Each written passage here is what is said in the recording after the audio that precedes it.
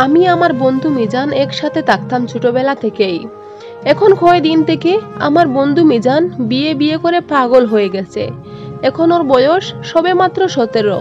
তারপর সপ্তাহের মধ্যে ও আবার বিয়ের কথা বন্ধও করে দিয়েছে। আমি অবাক, এত পাগল বিয়ের জন্য হঠাৎ এত সামলে নিল নিজেকে কি করে। এখন আর রাতে আমার সাথে দেখাও করে না। আন্টিকে জিজ্ঞাসা করলাম, আন্টি বলেন ও প্রতিদিন অনেক রাত করে ঘরে আসে। তারপর একদিন সন্ধ্যাবেলা আমি ওর পিছন পিছন ওকে ফলো করে গেলাম। ও এমন একটা জায়গায় গেল, শুনলে আপনাদের প্রাণটা উড়ে যাবে। আমি ওখানে ওকে দেখে আমি আমার বন্ধুকে অনেক বুঝাতাম, তুই এখনো অনেক ছোট মানুষ, এই বয়সে বিয়ে করলে সবাই হাসাহাসি করবে। কিন্তু আমার মনে হতো আমার কথা মিজানের খারাপ লাগতো। ও আমায় বলতো, দেখ তুই বিয়ে করবি না, আমি তাতে তোর এত অসুবিধা কেন, জানতে পারি। আমি ওকে ভালোর জন্য বুঝাতাম, কিন্তু ও উল্টে আমাকে ভুল বুঝতো। আমার জীবনে একটাই বন্ধু, আর ও মিজান। তাই আমি চাই এই বয়সে ওকে কি করে এত বড় বিপদে বাধা না দিয়ে থাকি। ওর বাড়িতে বললে ও আমায় আরো ভুল বুঝবে, তাই আমি বারবার ওকে বুঝাই। আজ সকালে মিজান আমার সাথে দেখা করলো, কিন্তু বিয়ের ব্যাপারে কোনো ধরনের কোনো কথা বলেনি। আমি ওর অবাক হয়ে গেছি, কারণ 1 মাস থেকে এমন কোনো দিন যায়নি যে মিজান আমায় বিয়ের কথা বলেনি। আজ প্রথম একটা দিন, পরের দিনও কিছু বলেনি ও। আমি অবাক হচ্ছি ওকে দেখে, ও হঠাৎ এত শান্ত হয়ে গেল কি করে।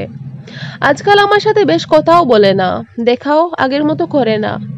আমি একদিন ওকে বললাম, কি হয়েছে তোর, আমাকে এভাবে এড়িয়ে যাচ্ছিস কেন। ও আমার থেকে মনে হচ্ছে কিছু লুকোতে চাইছে, কিছু না বলে চলে গেল। রাতে আমি ওর বাসায় গেলাম। আন্টি বলেন মিজান অনেক রাত করেই বাসায় আসে রাতে। আমি আরো অবাক হয়ে যাচ্ছি, কারণ এখন কয়দিন থেকে ও আমার সাথে রাতে একবারও দেখা করে না। তাহলে কোথায় যায়। আমি পরের দিন সন্ধ্যাবেলা মিজানকে ডাকলাম। ও আমার ফোন পেয়ে এলো। আমি ওর সাথে একটু কথা বলে বললাম, ঠিক আছে এখন আসি। এই বলে আমি মিজানের সামনে থেকে সরে আড়ালে গিয়ে দাঁড়িয়ে থাকি, ও কোথায় যায় দেখবো বলে। তখন মিজান একটু একটু করে এগিয়ে যাচ্ছে। সামনের দিকে রাত হয়ে গিয়েছিল, তাই আমি ওর পিছন পিছন যেতে লাগি। যাওয়ার পর ও জঙ্গলের পিছন দিক দিয়ে যেতে লাগলো। জঙ্গলটা আমাদের বাড়ি থেকে অনেকটা দূরে। এখানে একটা ছোট গড়ও আছে। মিজান ওই গড়টিতে গিয়ে ঢুকলো। আমি একটু সামনে এগোতেই একটা বাচ্চার কান্নার আওয়াজ শুনতে পেলাম। আমি একটু ভয় পেয়ে গিয়েছিলাম, কারণ জঙ্গলের মধ্যে বাচ্চার কান্না। এগিয়ে এগিয়ে দরজার কাছে যখন গেলাম, তখন আমার প্রাণটা বেরিয়ে যাওয়ার অবস্থা।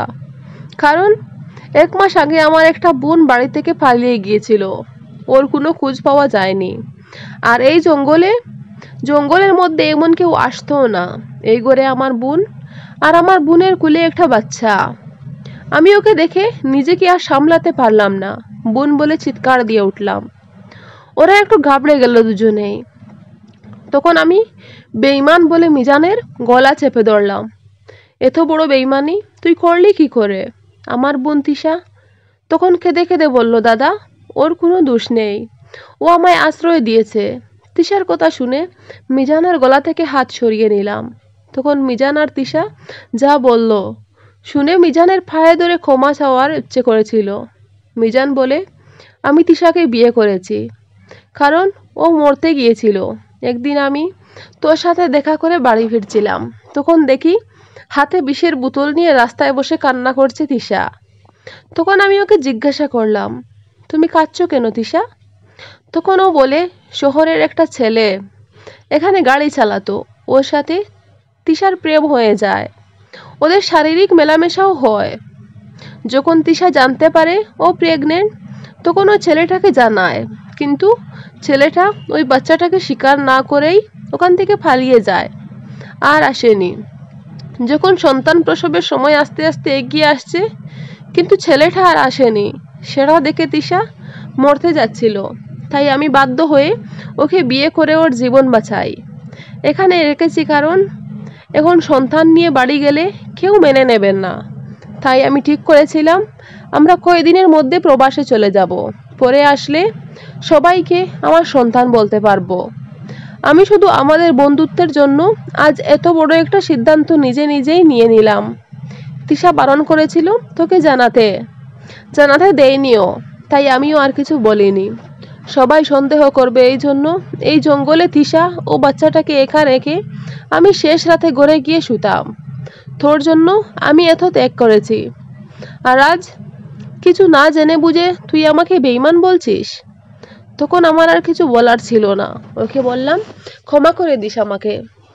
তারপর সপ্তাহের মধ্যে মিজান ও তিশা বিদেশ চলে গেল, শুধু সন্তানের পরিচয়ের জন্য। আমি অনেকবার বাধা দিয়েছি, কিন্তু তিশা আর মিজান আমার কথা শুনেনি। আমিও বাড়িতে কিছু বলিনি। ওরা নিজেরাই নিজেদের ইচ্ছাতেই বিয়ে করেছে। আমি অনেক খুশি যে মিজানের মতো একটা বন্ধু পেয়েছি আমি। সবাই বলে স্বার্থ ছাড়া বন্ধু বান্ধব কেউ কাছে আসে না। পৃথিবীতে এমন বন্ধু আছে যারা বন্ধুত্বের জন্য নিজের সব ত্যাগ করতে পারে। গল্পটা এখানেই শেষ করলাম। ভালো লাগলে পাশে থেকো। ধন্যবাদ বন্ধুরা।